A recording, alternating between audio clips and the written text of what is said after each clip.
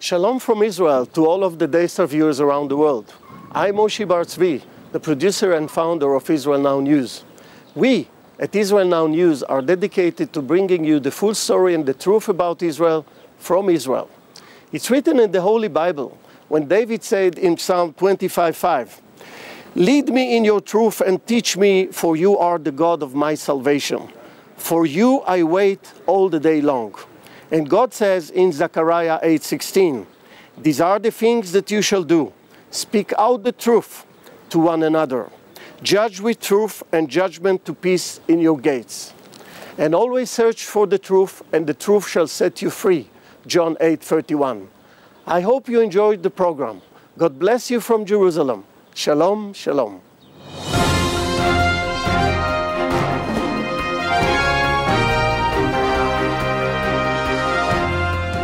Welcome to Israel Now News. I'm Yochanan El Rom. And I'm Erin Viner. In our top story, Israeli forces withdrew from Gaza population centers as the military announced that all tunnels from the Hamas-run enclave into Israel had been destroyed. The move came as the terrorist rulers of Gaza announced they had accepted an Egyptian-brokered 72-hour ceasefire. However, ahead of the truce, Hamas launched a barrage of rockets at Israeli towns and cities. The IDF responded with artillery fire. Israel also agreed to the ceasefire without preconditions, but warned Hamas that the IDF was prepared to react to any terrorist attacks. Diplomats in Cairo then turned their attention to trying to negotiate a long-term ceasefire. During Operation Protective Edge, Hamas fired 3,356 rockets and missiles at Israel. Israeli forces carried out 4,762 strikes on targets in Gaza. Prime Minister Benjamin Netanyahu said the reconstruction of Gaza should be linked to its demilitarization. Iran, the chief patron of Hamas, denounced that idea. Tehran boasted that it had supplied the missile technology to its proxy army in Gaza and that disarmament was an Israeli dream that would only come true in a graveyard. A Palestinian man driving a bulldozer fatally ran over and crushed an ultra-Orthodox Jewish rabbi and then repeatedly rammed into a bus in Jerusalem, injuring 5 others during the attack. The rampage was brought to a halt when a police officer shot the terrorist dead as he sat in the cab of the vehicle. The driver was identified as a resident of East Jerusalem and was known to security authorities. Less than 3 hours later, an unknown assailant on a motor scooter opened fire at a soldier just outside the main campus of the Hebrew University before fleeing to the nearby Arab neighborhood of Wadi Joz. The soldier was rushed to Hadassah Hospital on Mount Scopus in serious condition. A spokesman for Hamas praised the 2 terror attacks in the Israeli capital. The following day, a Palestinian terrorist stabbed a security guard at the entrance to Ma'ale Adumim. Witnesses said that the suspect made his escape toward the direction of the Arab village of Azariah. Israeli Foreign Minister Avigdor Lieberman has put forth a solution to the crisis in Gaza. Lieberman said the terrorist rulers of Gaza should be toppled and the United Nations could then take control of the territory, just like it did in Kosovo and East Timor. The foreign minister said the UN mandate in those 2 areas has achieved a measure of success. Lieberman's proposal is intended to challenge the international community to see if world leaders are really interested in reaching a permanent end to this ongoing conflict. Operation Protective Edge exposed the UN's failure to safeguard its facilities from being used by Hamas for terrorist purposes. 3 IDF soldiers were killed and 15 wounded when a booby-trapped UN health clinic was blown up by Hamas terrorists. 80 kilograms of explosives were concealed in the walls of a building that was marked with signs indicating that it was a UN-funded hospital operated by the United Nations Relief and Works Agency. The troops were in the process of uncovering a network of terror tunnels constructed beneath the clinic when the deadly blast occurred. Brigadier General Mickey Edelstein confirmed that Hamas planted more than 1,000 improvised explosive devices in hundreds of buildings in Gaza. Edelstein said that on one small street alone, 19 out of the 28 structures had been booby-trapped. And for the 3rd time, rockets belonging to Hamas and Islamic Jihad were found in an UNRWA school. Palestinian residents of Gaza are feeling the heavy hand of their Hamas rulers. Members of the terror group have seized UN food coupons and prevented the civilian population from receiving aid in order to try and keep their own gunmen fed. The IDF reported that many Hamas tunnel fighters surrendered after running out of food. The Ynet news agency also reported that Hamas officials have prevented 3 Gazan children from receiving life-saving treatment in Israel. The youngsters, age 5, 10, and 12, are suffering from systemic arthritis and desperately need a monthly injection to treat the illness. Without the medication, the disease could cause liver failure, disabilities, and in some cases, death. Operation Protective Edge has taken its toll on already strained relations between Jerusalem and Washington. Fresh tension arose after Israel gave in to pressure from the U.S. and the UN to accept a 72-hour humanitarian ceasefire on the 1st of August, which Hamas broke within the first hour and a half by launching a deadly attack on Israeli soldiers. Prime Minister Benjamin Netanyahu reportedly called U.S. Ambassador to Israel Dan Shapiro and vented his anger, telling the American diplomat that the U.S. must never second-guess him about Hamas again. This follows an earlier incident involving the alleged transcript of a telephone call between Obama and Netanyahu that was leaked to the media, in which Obama was described as attempting to bully Netanyahu. The White House has denied the stories, and the Israeli leader also characterized both reports as full of inaccuracies. The United States and Europe need to wake up. The president of the Italian Foreign Affairs Commission, Fabrizio Cicchito, warned that the West may soon face the threat of terrorism as much as Israel does. During a visit to the Knesset in Jerusalem, the Italian official said he's been trying to convince Americans and Europeans that they may find themselves increasingly exposed to the threat of terror, and it is essential that the international community come together to isolate the Hamas leadership. The scope and viciousness of anti-Semitic incidents since the launching of the most recent IDF operation in Gaza has prompted Natan Sharansky, the chairman of the Jewish Agency, to voice this dire warning. Sharansky told the UK's Jewish Chronicle that we are witnessing the beginning of the end of Jewish history in Europe. He joins a number of other European figures who have expressed deep concern about the dramatic rise in anti-Jewish attacks and demonstrations. Sharansky predicted that in France, which is home to Western Europe's largest Jewish community, that thousands of Jews will immigrate to Israel this year. A Syrian refugee has described the conflict in his home country as a genocidal massacre. The man's identity was not revealed for security reasons because he served as a former military photographer. He testified before the House Foreign Affairs Committee in Washington. The witness, codenamed Caesar, smuggled out 55,000 photos of more than 10,000 emaciated and bloodied corpses. Caesar told the American congressman the bodies included children, the elderly, women, and his own friends and neighbors. He urged the U.S. lawmakers to do more to overthrow the brutal regime of Syrian President Bashar al-Assad. Caesar said more than 150,000 people are still incarcerated by the Assad government. Human rights agencies estimate that during the 3.5-year-long civil war, more than 200,000 people have been killed, most of whom are civilians. They call him the Jewish Schindler. Yank Barry, a Canadian Jewish philanthropist, has been working for months rescuing Iranian, Syrian, and Iraqi Christians. Barry told the Jerusalem Post that so far he has managed to provide a safe haven in Bulgaria for 782 people from the Middle East. He has set a goal of 1,200 refugees, which is the same number of Jews that Oskar Schindler saved during the Holocaust. Barry heads the Global Village Champions humanitarian organization. Those fleeing their homeland say that they face widespread persecution as Christians and that the situation is going from bad to worse as the fanatical Muslim group calling itself the Islamic State has in recent weeks murdered Christians and threatened others with death if they do not convert to Islam. 32 nations have petitioned the UN General Assembly to recognize Yom Kippur as an official holiday. A letter to the Committee on Conferences stressed that the United Nations recognizes the major festivals of many of the world's main religions, but Judaism is not represented. The 32 countries urged the world body to correct this inequity.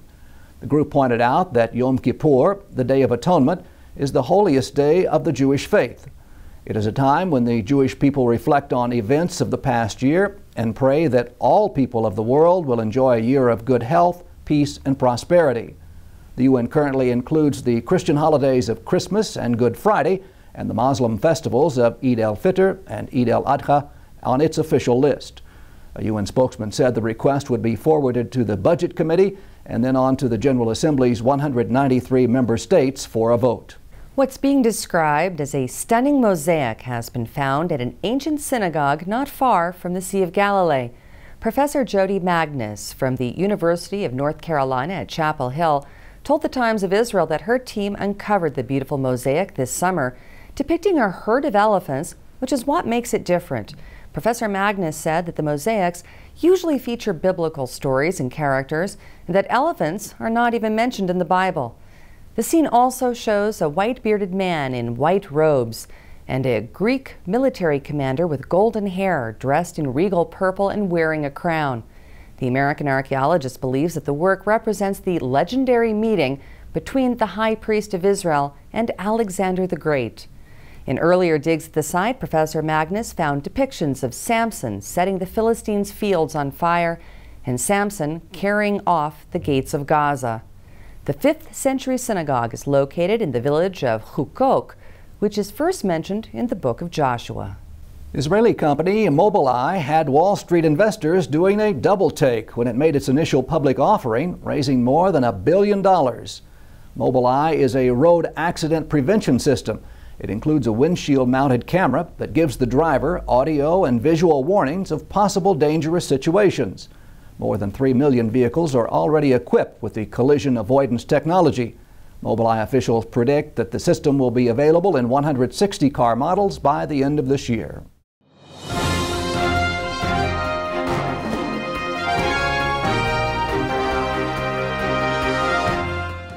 And that concludes the news portion of our show. Stay tuned for Ask the Source with Josh Reinstein.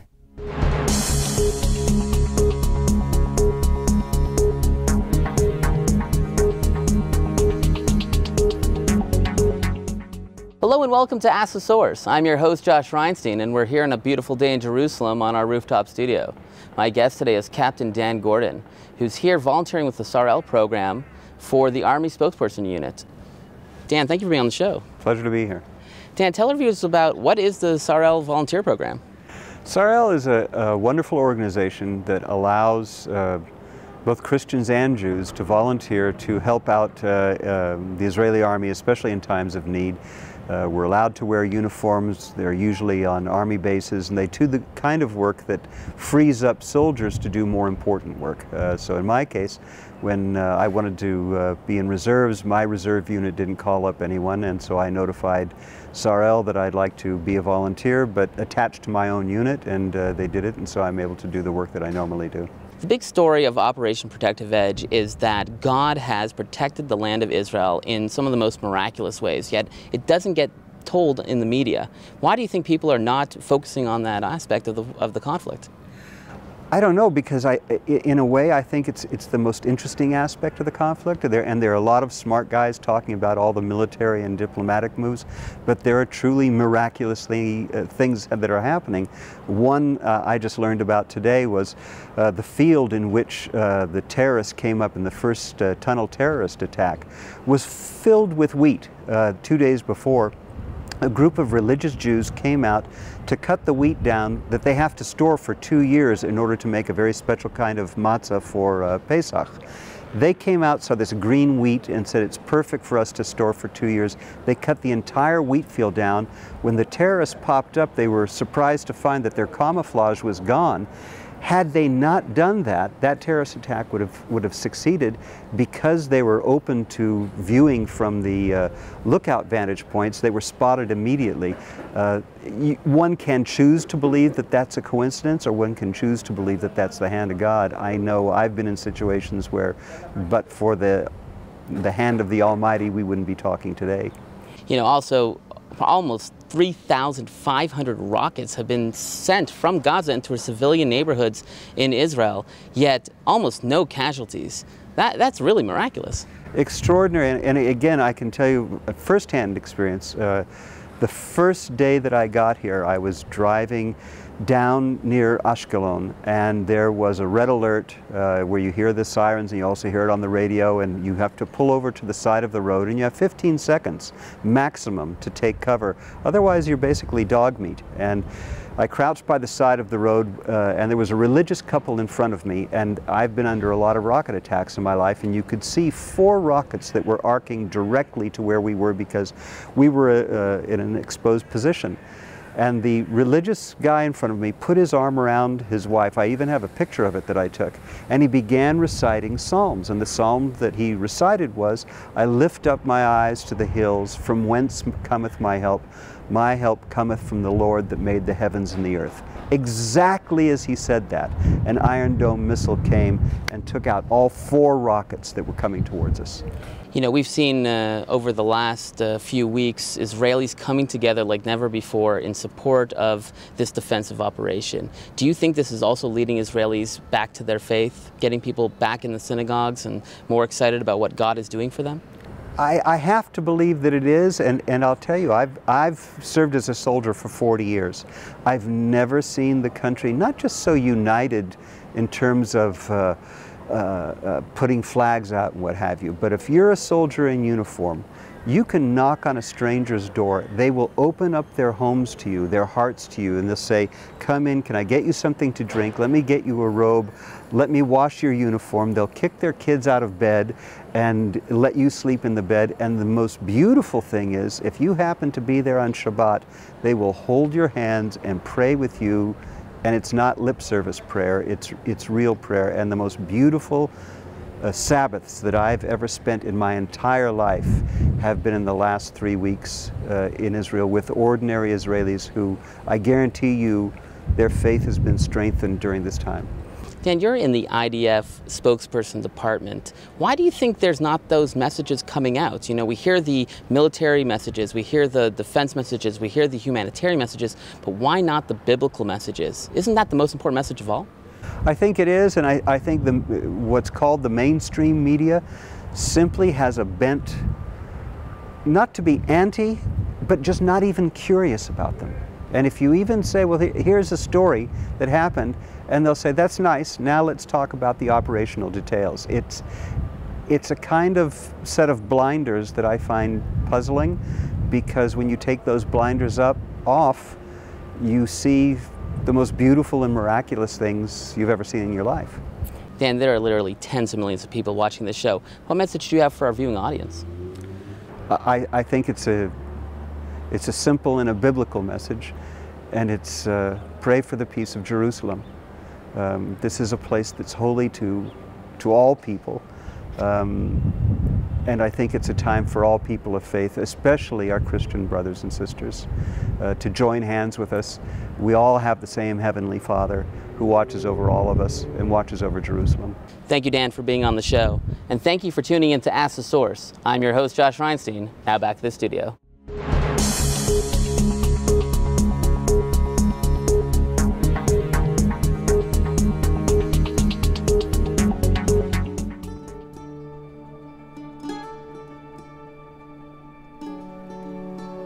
This is Jerusalem, Israel's capital city.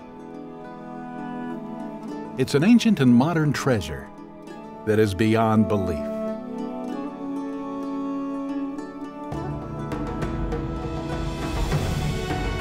There's a little bit of Israel in all of us. Come find the Israel in you.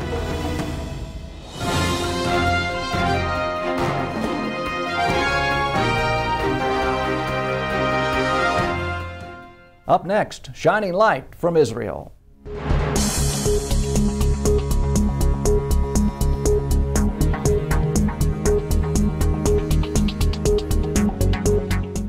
What is the procedure for striking pre-planned targets in Gaza? The IDF collects intelligence through a variety of advanced means. The goal is to identify sites used by terrorist organizations in the Gaza Strip and to anticipate the circumstances that may limit the IDF when targeting these sites. Terrorists operate near civilians from within a changing urban setting. The IDF constantly updates its intelligence, including through the analysis of the Flying Camel Squadron and aerial reconnaissance pilot, who fly over the region on a regular basis.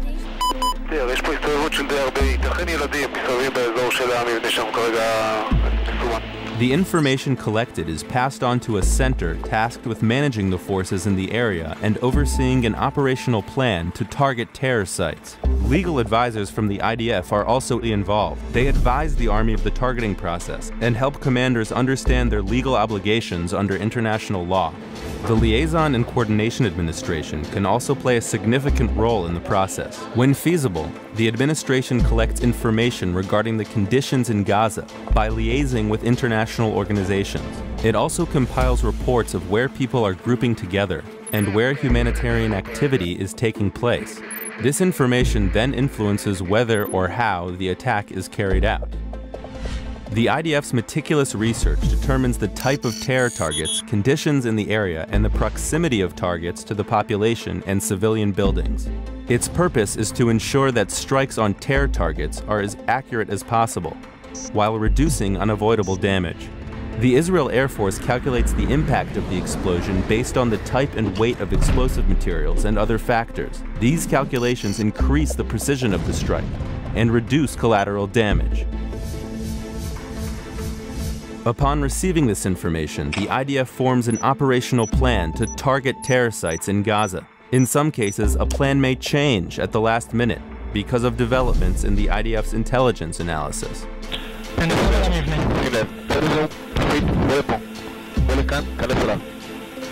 Terrorist organizations fire indiscriminately at Israeli civilians.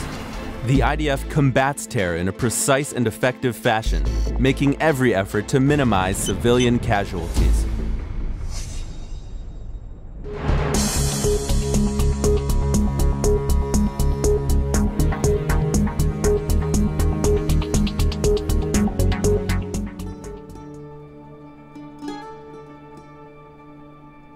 Anywhere else, this would be a vacation by a lake.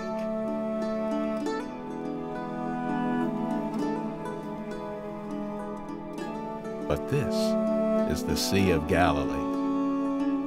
The wonders of Israel are beyond belief. There's a little bit of Israel in all of us. Come find the Israel in you.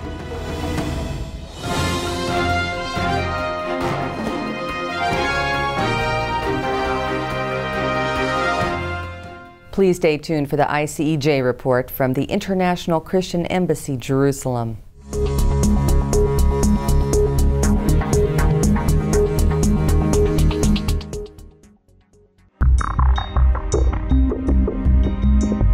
The Israeli cities and communities which immediately surround the Gaza Strip desperately need our help. The people living in these areas suffer considerably from the constant threat of rocket fire produced by the conflict in Gaza. We are here in Kfar Asa, which is just a few miles away from the border to the Gaza Strip. And yesterday evening at 8:20, a siren was ringing here in the village. And 10 seconds later, a rocket came down here into the village and was hitting here this art gallery. It's a place where normally at this time children would be taught. But thanks God, yesterday evening there were no children there, there was no teacher there, so nobody got injured. The flying time of a rocket, depends where it's launched from, is approximately 20 seconds.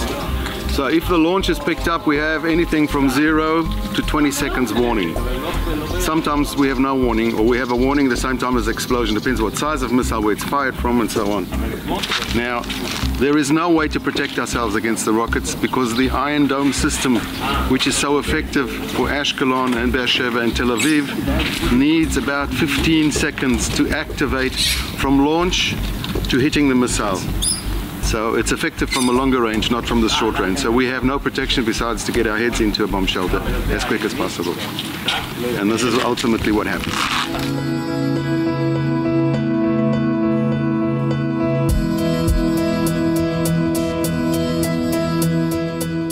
What you you see behind me is that we are putting a bomb shelter there which will serve a youth community here in the kibbutz Kfar Saba. And the weight of this bomb shelter is 16 tons, and it will provide approximately 16 people safety when the sirens are going on.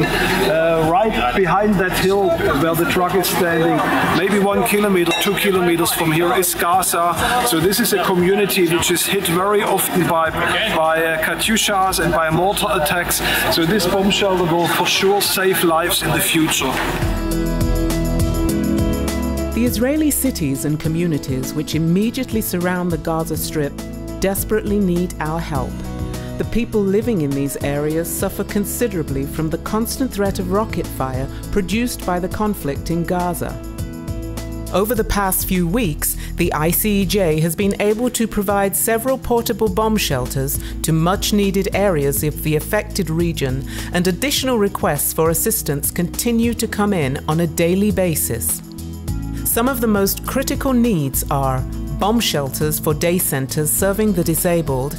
Many of these centers cannot operate due to their inability to provide adequate protection from rocket attack to the people they care for. Bomb shelters are also needed for Bedouin communities in the south of Israel, which have little to no protection at all. There are also numerous needs for food and emergency assistance, such as hot meals for the elderly and disabled who are held captive in their homes, and activities for children who spend hours daily in bomb shelters due to the constant rocket fire. Please consider helping us to provide life-saving protection and much-needed assistance to the people living in these communities. Your donation of any size will help the ICEJ to bring a sense of security and hope to the children, youth, and elderly in these affected areas, and more importantly, it will help save lives.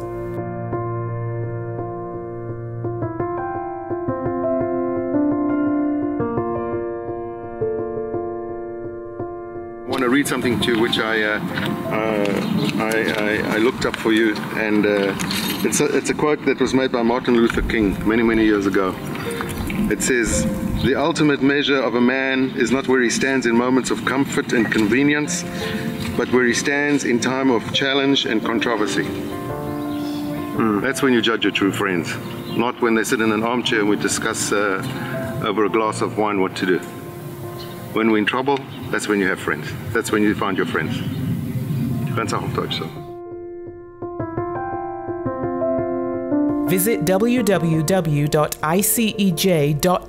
to give your gift today.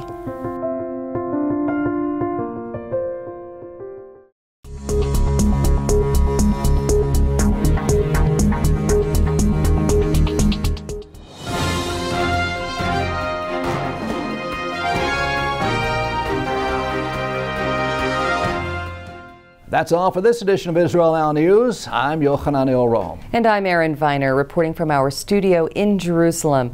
Please join us again next week for all of your Israel updates.